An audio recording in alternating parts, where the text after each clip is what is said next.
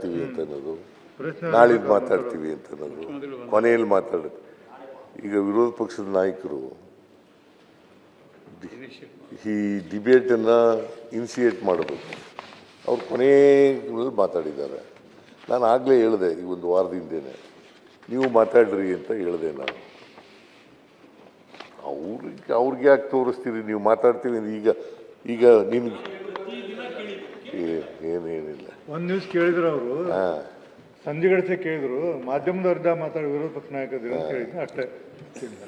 ಈಗ ನೋಡಿ, ಸಭಾಪತಿಗಳು ಯಾವಾಗಲೂ ಕೂಡ ಮೋಸ್ಟ್ ಅಕಾಮಿಡೇಟಿವ್ ಮ್ಯಾನ್.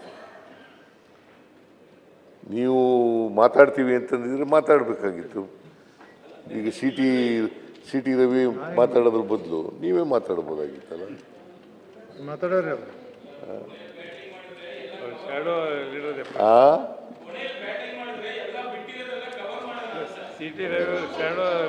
ಹಾಗಾದ್ರೆ ಲೀಡರ್ ಆಫ್ ದಿ ಅಪೋಸಿಷನ್ ಅಂತ ಆಗಬಾರ್ದಲ್ಲ. ಈಗ ಸ್ಲ್ಯಾಗ್ ಓವರಲ್ಲಿ ಸಿಕ್ಸರ್ ಹೊಡೆದ್ರೆ ಮ್ಯಾಚ್ ವಿನ್ ಮಾಡ್ಬೋದು. ಈಗ ಬಿಗಿನಿಂಗ್ನಲ್ಲಿ ಡಿಫೆನ್ಸ್ ಆಡೋದು, ಅವರು ಸ್ಲ್ಯಾಗ್ ಓವರ್ ಬ್ಯಾಟಿಂಗು, ಸಿಕ್ಸರ್ 4 ಹೊಡೆದಿದ್ದಾರೆ. ಫಿನಿಷರು ಇನಿವೇ ನನ್ನ ಪ್ರಕಾರ ಲೀಡರ್ ಆಫ್ ದಿ ಅಪೋಸಿಷನ್ನು ಬಜೆಟ್ ಡಿಸ್ಕಷನ್ನ ಇನಿಷಿಯೇಟ್ ಮಾಡಬೇಕು. That is the practice. ಯಾವಾಗಲೂ ಕೊನೆಯಲ್ಲಿ ಮಾತಾಡೋದಲ್ಲ, ಬೇರೆಯವರೆಲ್ಲ ಮಾತಾಡಿದ ಮೇಲೆ ಮಾತಾಡೋದಲ್ಲ. ಯಾವಾಗಲೂ ಕೂಡ ಲೀಡರ್ ಆಫ್ ದಿ ಅಪೋಸಿಷನ್ಗೆ ಇದು ಒಂದು ಪ್ರಿವಿಲೇಜು. ಈ ಪ್ರಿವಿಲೇಜನ್ನು ಬಳಸ್ಕೊಳ್ತಕ್ಕಂಥದ್ದು ಅತ್ಯಂತ ಅಗತ್ಯ ಅಂತಕ್ಕಂಥ ಮಾತುಗಳನ್ನು ಹೇಳಲಿಕ್ಕೆ ನಾನು ಬಯಸ್ತೇನೆ. ನೀವು ಮಾತಾಡಬೇಕಾಗಿತ್ತು, ಮಾತಾಡಿದ್ದೀರಿ. ಈಗ ನೋಡಿ, ನೀವು ಏನಾಗಿತ್ತು, 2 ಗಂಟೆ 3 ಗಂಟೆ ಮಾತಾಡಬೇಕಾಗಿತ್ತು, ಈಗ 1 ಗಂಟೆ ಮಾತಾಡಿದ್ರಿ ಅಲ್ವಾ? ನಿಮಗೆ ಸಮಯ ಈಗ ನಿಗದಿ ಮಾಡುವಾಗ ಭಾರತೀಯ ಜನತಾ ಪಕ್ಷ ಅಧಿಕೃತ ವಿರೋಧ ಪಕ್ಷ ಅಂತೇಳಿ ನಿಮಗೆ ಸಮಯ ಎಲ್ಲರಿಗೂ ಅಕಾಮಿಡೇಟ್ ಮಾಡಿಕೊಟ್ರು. ಅವ್ರು ಮಾತಾಡಂದ್ರೆ ಎಲ್ಲರಿಗೂ ಅಕಾಮಿಡೇಟ್ ಮಾಡಿಕೊಟ್ಟು ಆಮೇಲೆ ಮಾತಾಡಿದ್ರು. ನಾ ಮಾತಾಡೋದು ಹೇಳಿದೆ ಫಸ್ಟ್ ಡೇನ. ಅವರೆಲ್ಲರಿಗೂ ಅವ್ರ ಸ್ನೇಹಿತರೆಲ್ಲ ಮಾತಾಡಲಿ, ಎಲ್ಲ ಮಾತಾಡಲಿ. ಬೇರೆಯವರು ಈಗ ವಿಧಾನಸಭೆಯಲ್ಲಿ ಕೆಳಮನೆಯಲ್ಲಿ 50 ಜನ ಮಾತಾಡಿದ್ರು. ಇಲ್ಲೂ ಕೂಡ 26 ಜನ ಮಾತಾಡಿದ್ದಾರೆ, 26-20 ಮಾತಾಡಿದ್ದಾರೆ. ಮಾತಾಡಲಿ. ಮಾತಾಡೋಕ್ಕೆ ಬಜೆಟ್ ಈಗ ನಾನು ಅದಕ್ಕೋಸ್ಕರನೇ ನಾಳೆನೂ ಇತ್ತು. ಆದರೆ ರಾಮನವಮಿ ಅಂತ ವಿಧಾನಸಭೆ ವಿರೋಧ ಪಕ್ಷದ ನಾಯಕರು ರಾಮನವಮಿ ಇದೆ, ನಾವೆಲ್ಲ ಬ್ಯುಸಿ ಇರ್ತೀವಿ, ಬೇಡ ಅಂತಂದಕ್ಕೆ ಒಂದು ದಿನ ಕಟ್ ಮಾಡ್ತು. ಇಲ್ಲೇ ಹೋದರೆ ನಾಳೆನೂ ನಡೆಸಿ ಅಂತ ಹೇಳಿದ್ದೆ ನಾನು. ಸೊ ನಾವು ಡೆಮೊಕ್ರೆಟಿಕ್ ಆಗಿ ಇರಬೇಕಲ್ಲ ಬಜೆಟ್ ಮೇಲೆ. ಯಾಕೆಂತಂದರೆ ಇದು ಪೂರ್ಣ ಬಜೆಟ್ಟು, ಡಿಮ್ಯಾಂಡ್ ವೈಸು ಮಾಡೋದಿಲ್ಲ. ಪೂರ್ಣ ಬಜೆಟ್ ಆದ್ದರಿಂದ ಎಲ್ಲರೂ ಮಾತಾಡಬೇಕು ಅಂತ ಇದ್ದಾರೆ, ಮಾತಾಡಲಿ. ಅದು ನಾನು ಇವತ್ತು ಮಾತಾಡಲ್ಲ, ನಾಳೆ ಮಾತಾಡ್ತೀನಿ, ನಾಳಿದ್ದು ಮಾತಾಡ್ತೀನಿ ಅಂತ ಅನ್ನೋದು ಸರಿ ಇಲ್ಲ. ಬಟ್ ಇನ್ಮೇಲೆ ನೀವು ಮೊದಲೇ ಮಾತಾಡ್ಬಿಡಿ.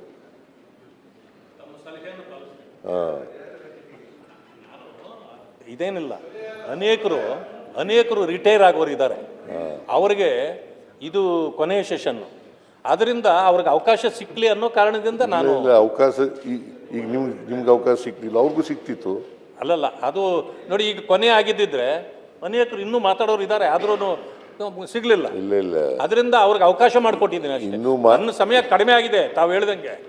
ಏನು ಮಾಡೋದು, ನಿಮಗಾಗಿ ಅಡ್ಜಸ್ಟ್ ಆಗಿದ್ದೀನಿ. ನನಗೋಸ್ಕರ ಅಡ್ಜಸ್ಟ್ ಮಾಡೋದು. ಅರ್ಧ ಗಂಟೆ ಕೊಡಿ ಮಾನ್ಯ ಅಧ್ಯಕ್ಷರು. ಅಡ್ಜಸ್ಟ್ಮೆಂಟ್ ಅಲ್ಲೆಲ್ಲ ಇಲ್ಲ, ಇಲ್ಲಿ ಮಾತ್ರ ಬಡ್ಜೆಟ್ ವಿಷಯದಲ್ಲಿ.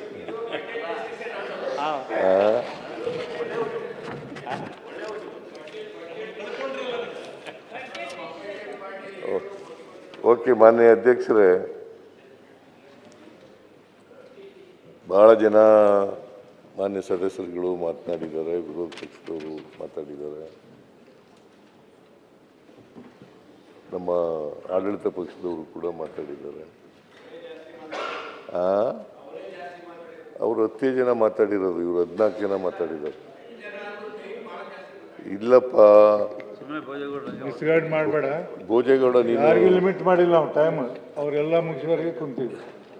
ಅವ್ರು ಎಷ್ಟು ನೀನು ಮಾತಾಡಿದ್ಯಾ? ಯಾರಿಗೂ ಬೇಲ್ ಹೊಡೆದಿಲ್ಲ.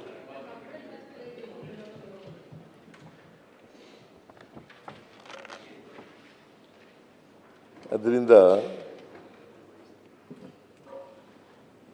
ನಿಮ್ಮೆಲ್ಲರಿಗೂ ಕೂಡ ಸರ್ಕಾರದ ವತಿಯಿಂದ ಅಭಿನಂದನೆಗಳನ್ನು ಸಲ್ಲಿಸ್ತೇನೆ.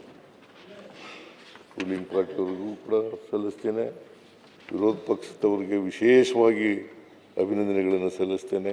ಕಾರಣ ಯಾಕಂತಂದರೆ ಅವರು ಟೀಕೆಗಳನ್ನೂ ಮಾಡಿದ್ದಾರೆ, ವಿಮರ್ಶೆನೂ ಕೂಡ ಮಾಡಿದ್ದಾರೆ, ಸಲಹೆಗಳನ್ನೂ ಕೂಡ ಕೊಟ್ಟಿದ್ದಾರೆ. ಅದರಿಂದ ಅವರಿಗೆ ವಿಶೇಷವಾದಂಥ ಅಭಿನಂದನೆಗಳನ್ನು ಸಲ್ಲಿಸ್ತೇನೆ. ನೀವು ಒಬ್ಬನೇ ಒಳ್ಳೇದು ಮಾತಾಡೋನು, ನೀನು ಅಲ್ಲಿ JDSನಲ್ಲಿ ಭೌತಿಕವಾಗಿದ್ದೀಯಾ?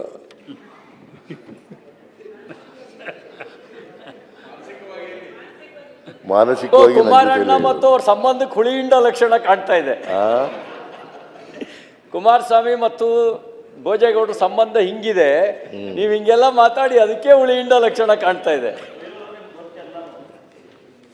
ಭೋಜೇಗೌಡ ಈಗ ಈ ಸಾರಿ ನೀವು ಭಾಳ ಆತ್ಮೀಯತೆ ಬಂದ್ಬಿಟ್ಟದೆ ಈಗ ಇತ್ತೀಚೆಗೆ. ಅವರಿಬ್ಬರು ಅಲ್ಲ, ನಾನು ಸೋತ ಚಿಕ್ಕಮಂಗ್ಳೂರಲ್ಲಿ ಏನ್ ಕಾರಣ ಅಂತ ಹೇಳ್ತಾ ಇದ್ರು. ಹೌದಾ?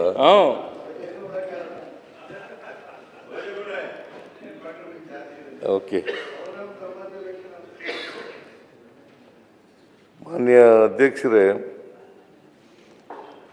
ನಾರಾಯಣ ಸ್ವಾಮಿಯವರು ಮಾತನಾಡ್ತಾ ನಮಗೆ ಭಾಳ ಟೀಕೆಗಳನ್ನು ಮಾಡಿದ್ದಾರೆ. ಅವರು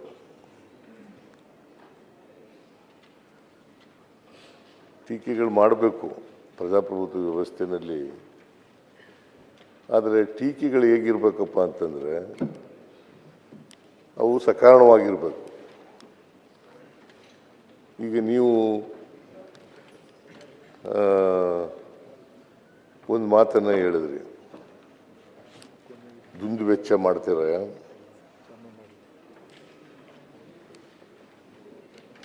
ದುಂದು ವೆಚ್ಚ ಮಾಡ್ತಾರೆ. ಆ ದುಂದು ವೆಚ್ಚ ಕಡಿಮೆ ಮಾಡಿದರೆ ಭಾಳ ಅನುಕೂಲ ಆಗ್ತಿತ್ತು. ವಿಮಾನದಲ್ಲಿ ಹಾರಾಟ ಮಾಡಿಬಿಟ್ಟಿದ್ದಾರೆ, ಜಾಸ್ತಿ ಖರ್ಚಾಗಿದೆ ಅಂತ. ಬಸವರಾಜ ಬೊಮ್ಮಾಯಿ 21, 22ರಲ್ಲಿ ಎಷ್ಟು ಖರ್ಚು ಮಾಡಿದ್ರು ಗೊತ್ತಾ ನಿಮಗೆ? 37 ಕೋಟಿ. ಯಾರು ಮಾಡಿರೋದು? ಆಗ ನೀವು ಇದ್ರಲ್ಲ, ಹಾಗೆ ಕೇಳಲಿಲ್ಲ?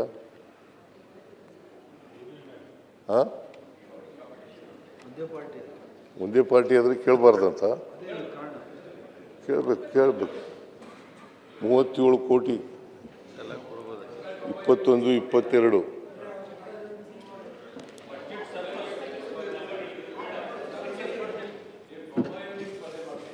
ನೋಡಿ ಇಲ್ಲಿ 22, 23 ಬಸವರಾಜ ಬೊಮ್ಮಾಯಿ ಅವರು 37 ಕೋಟಿ 1,24,345 ಕೋಟಿ. ಅದು ದುಂದು ವೆಚ್ಚನ ಅಲ್ಲ ನಿಮ್ಮ ಪ್ರಕಾರ? ನಾನು 3 ವರ್ಷ ಚೀಫ್ ಮಿನಿಸ್ಟರ್ ಆಗಿದ್ದೀನಿ. 23, 24ರಲ್ಲಿ 12 ಕೋಟಿ, 24, 25ರಲ್ಲಿ 21 ಕೋಟಿ, 25, 26ರಲ್ಲಿ 29 ಕೋಟಿ. ನನಗಿಂತ ಜಾಸ್ತಿನ ಕಡಿಮೆನ ಅವರು? 37 ಕೋಟಿ ಜಾಸ್ತಿನ, 29 ಕೋಟಿ ಜಾಸ್ತಿನ?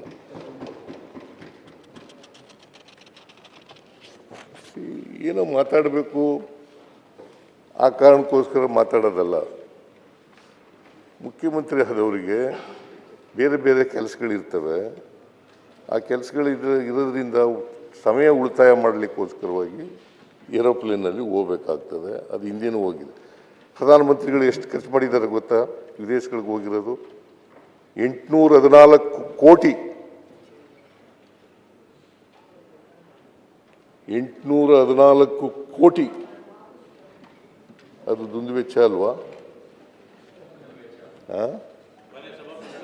ಮೊದಲೇ ಹೇಳಿದೆ, ಕೇಂದ್ರ ಸರ್ಕಾರವನ್ನ ಅಥವಾ ಅವರನ್ನ ಎಕ್ಸಾಂಪಲ್ ತಗೊಂಡ್ರೆ ಇದು ನಿಮ್ಮ ದಿಟ್ಟತನ ಅಲ್ಲ. ಮತ್ತೆ ನೀವೇನು ಎಕ್ಸಾಂಪಲ್ ಯಾವುದು? ಪೆಟ್ರೋಲ್ ರೇಟ್ಗಳು ಹೌದು, ವಿದೇಶದ ಪ್ರಶ್ನೆ ಇಲ್ಲಪ್ಪ. ಕೂತ್ಕೊಳ್ಳಿ ನಾರಾಯಣ ಸ್ವಾಮಿ ಅವರೇ, ವಿಷಯ ನಾನು ಅಲ್ಲಿದನ್ನ ತಗೊಂಡ್ರೆ ಇದು ನಿಮ್ಮ ದಿಟ್ಟತನ ಅಲ್ಲ. ಸರಿ ಸರಿ ಆಯ್ತಪ್ಪ, ಇದು ನಿಮ್ಮ ದಿಟ್ಟತನ ಹೇಳಿದಿರಲ್ರಿ, ಅದಲ್ಲ. ಹೇಳಿದಿರಲ್ರಿ, ಅದನ್ನ ಹೇಳಿದಿರಿ, ಅದು ಹೇಳಿದ್ದೀರಿ. ಕೇಂದ್ರ ಸರ್ಕಾರನ ಹೋಲಿಕೆ ಮಾಡಕ್ ಹೋಗ್ಬಾರ್ದು. ಅಲ್ಲ ಕೇಳಪ್ಪ, ಇಲ್ರಿ ನೀವು ಚಿಕ್ಕಬಳ್ಳಾಪುರಕ್ಕೆ ಹೋಗಿದ್ದು ಕೇಳಿದ್ವಿ, ಹತ್ರ 40 ಕಿಲೋಮೀಟರ್. ಹೌದು, ಅದನ್ನ ಕೇಳಿದ್ದು. 40 ನೀವು ಡೆಲ್ಲಿಗೆ ಹೋಗೋದು ಬೇಡ ಅಂತೀವ, ನಾನು ಅಪ್ರಿಶಿಯೇಟ್ ಮಾಡಿದೆ, ನೀವು ಓಡಾಡ್ರಿ ಅದನ್ನ ಹೇಳ್ದೆ ನಾನು. 60 ಕಿಲೋಮೀಟರ್ಗೂ ಹೋಗ್ತೀವಿ, ಸಮಯ ಉಳಿಸ್ಲಿಕ್ಕೋಸ್ಕರವಾಗಿ ಹೋಗ್ತೀವಿ. ನೀವು 37 ಕೋಟಿ ಆಗಿರ್ಬೇಕಾದ್ರೆ ಹೆಂಗೆ ಹೋಗಿರ್ಬೇಕು ಅವರು?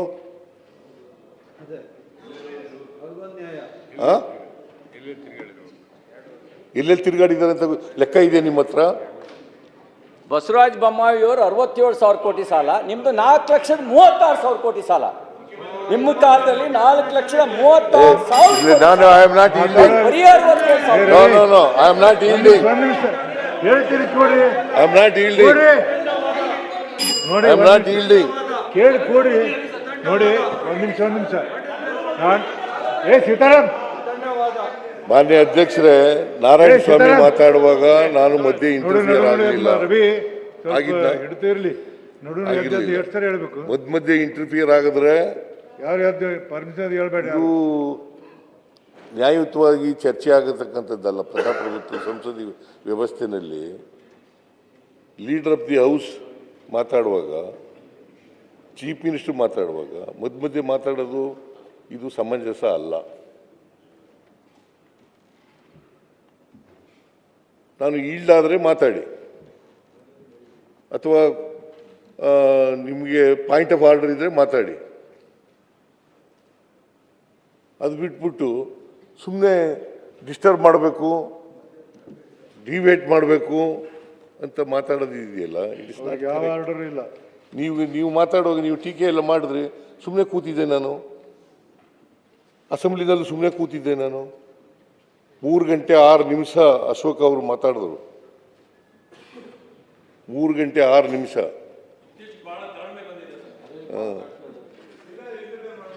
ಇಲ್ಲ, see I am a democratic. Sitaram ಕೊಡ್ರಿ, ಎದಕ್ಕೆ ಹೇಳ್ತೀರಿ ನೀವು?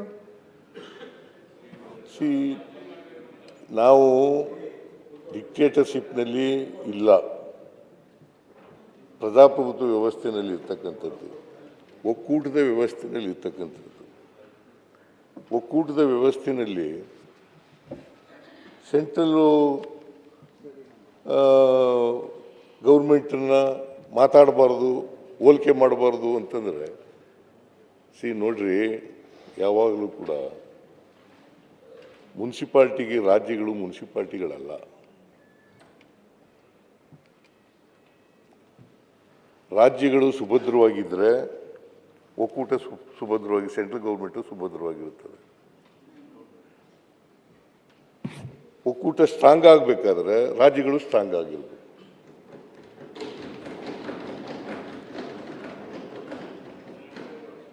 ಅದರಿಂದ ನಾವು ಕಂಪೇರೇ ಮಾಡಬಾರ್ದು ಅಂತ ಹೇಳಿದ್ರೆ, ನಾವು ಒಕ್ಕೂಟದ ವ್ಯವಸ್ಥೆ ಒಪ್ಕೊಂಡಿದ್ದೀವಿ. ಹಾಗಾದರೆ ಕರ್ನಾಟಕದಲ್ಲಿ 4.5 ಲಕ್ಷ ಕೋಟಿಗೂ ಹೆಚ್ಚು ತೆರಿಗೆ ವಸೂಲು ಮಾಡ್ತೀವಿ ನಾವು.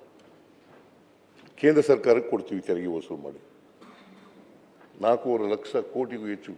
ಅದ್ರ ಬಗ್ಗೆ ಹಾಗಾದರೆ ಲೆಕ್ಕ ಕೇಳಬಾರ್ದಾ? 4.5 ಲಕ್ಷ ಕೋಟಿ ಪ್ರತಿ ವರ್ಷ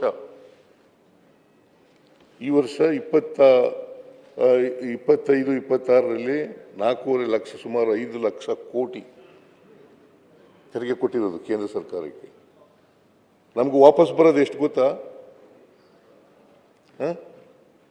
ಹಾಗಾದ್ರೆ ಹಣಕಾಸು ಆಯೋಗ ಯಾಕೆ ಮಾಡ್ತಾರೆ? ಹಣಕಾಸು ಆಯೋಗ 5 ವರ್ಷಕ್ಕೊಂದ್ಸಾರಿ ಸಂವಿಧಾನದಲ್ಲೇ ಇದೆ ಹಣಕಾಸು ಆಯೋಗ ಮಾಡಲಿಕ್ಕೆ. ಹಣಕಾಸು ಆಯೋಗ ಯಾಕೆ ಮಾಡ್ತಾರೆ? ನಮಗೂ ಕೇಂದ್ರ ಸರ್ಕಾರಕ್ಕೆ ಸಂಬಂಧನೇ ಇಲ್ಲ ಅಂತಂದರೆ ಹಣಕಾಸು ಆಯೋಗ ಯಾಕೆ ಮಾಡ್ತಾರೆ? ಸಂವಿಧಾನ ಯಾಕಿದೆ? ಒಕ್ಕೂಟದ ವ್ಯವಸ್ಥೆಯನ್ನು ಒಪ್ಕೊಂಡಿದ್ದೀವೋ ಇಲ್ಲ?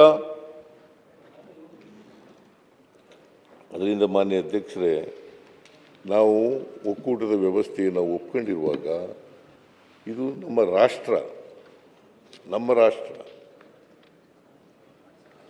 ನಮ್ಮ ರಾಷ್ಟ್ರದ ಆಯವ್ಯಯನ ಬಗ್ಗೆ ಚರ್ಚೆ ಮಾಡಬೇಕು. ಹೋಲಿಕೆ ಮಾಡ್ತಕ್ಕಂಥದ್ದು ಅತ್ಯಂತ ಅವಶ್ಯ.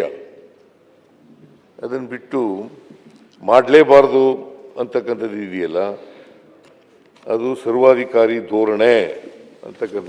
ಹೆಚ್ಚಿನ ವಿಡಿಯೋಗಳಿಗೆ ಪ್ರತಿಧ್ವನಿ ಯೂಟ್ಯೂಬ್ ಚಾನೆಲ್ ಸಬ್ಸ್ಕ್ರೈಬ್ ಮಾಡಿ, ಬೆಲ್ ಐಕಾನ್ ಕ್ಲಿಕ್ ಮಾಡಿ.